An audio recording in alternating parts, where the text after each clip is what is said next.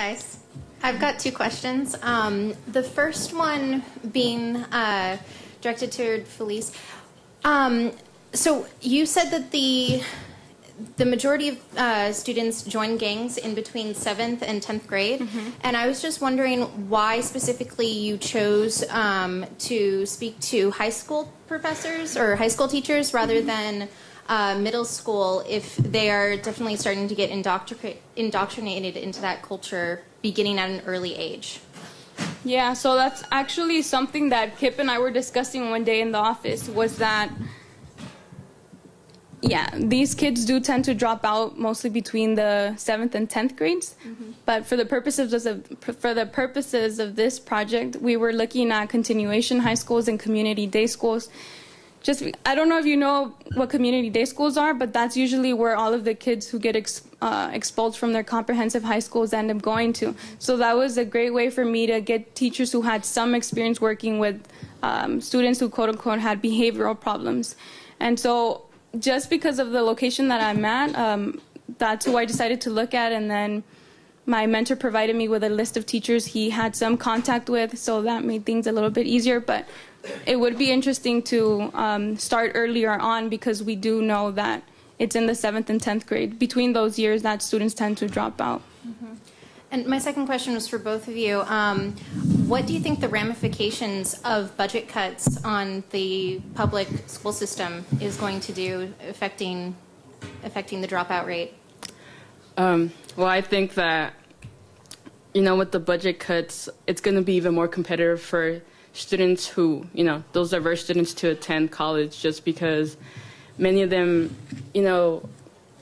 don't have the grades that they need to get to some institutions. But that's because, like Felice was saying, the system is failing in itself. And we're seeing that now, and it's catching up to the educational system.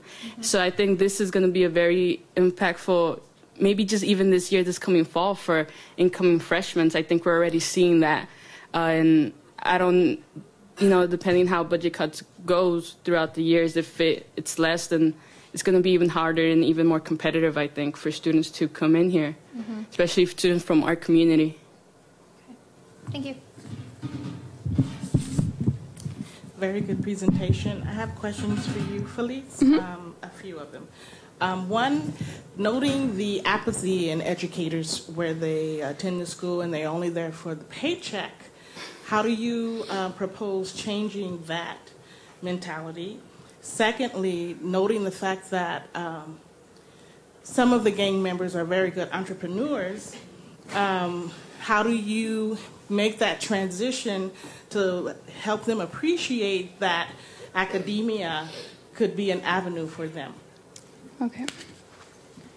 Well, sorry, you asked that question and my brain was just like thinking of a bunch of stuff. But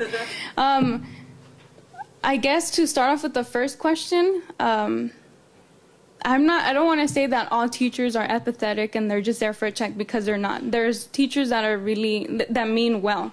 But sometimes, because there's a disconnect between maybe their background and the students' background, that can cause tension and that can cause problems. But I think that's why there needs to be more education in terms of teaching, not the student, but teaching the teachers how to deal with students that maybe come from a different background than them. I know that Kip and I were also discussing the point of learning a second culture. It's up to the teachers to, get their things together and actually try to learn a second culture. If you're dealing with students who are very different from you, then it's up to you and it's your responsibility to start learning more about these students, not only inside school, but outside school, and looking at other venues where these students are actually doing good or doing well. Because just because they're in school and they're performing bad in school doesn't mean that they don't have other skills that are not apparent within the education system. So just taking the time, I think, to look at students in a different light, and then actually taking the time to try to connect with your students. And then the other question was that these students are very cool and smart. What? Okay. Okay, I think that's interesting, because I don't consider myself smart, but I'm here. And so it's interesting to note that there's other kids that are really smart, but based on the way that they look, based on the way that they talk, based on the way that they walk, they're not here. because there's that expectation that just because you look a certain way, you don't belong in a higher education institution.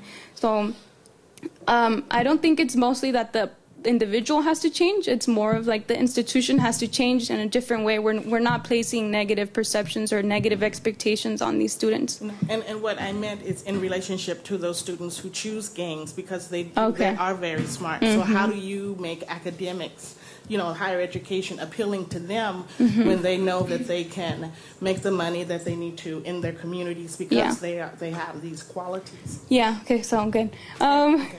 And I have one more question. Okay. And then the other one is, sorry. I love your questions. Yeah, thank you. And about the prisons, because a lot of the prisons now, they use them for as a workforce.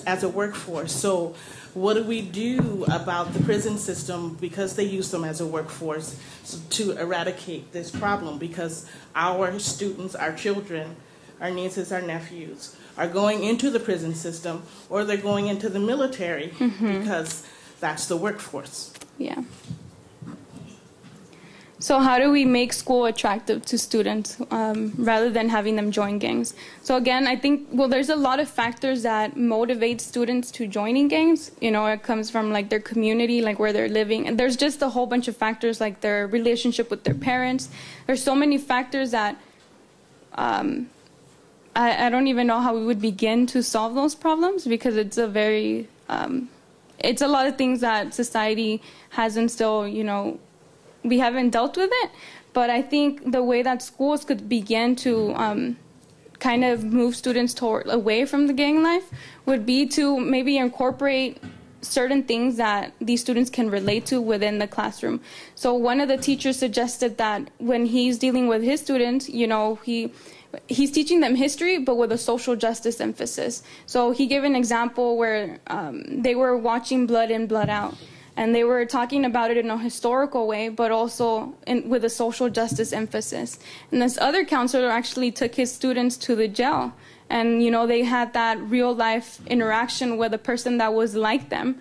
And so just providing them with real life situations, with role models that they can relate to, and providing them with something that's meaningful and relevant to them within the schools and within the classroom could be beginning steps to try to push them away from gang life. And then the prison question, what was the prison? Oh. I feel like I'm talking too much.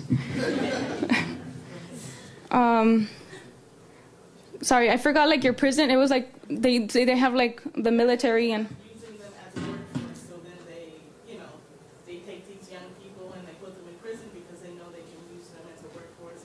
Are their options military or prison? So those are usually their only two options.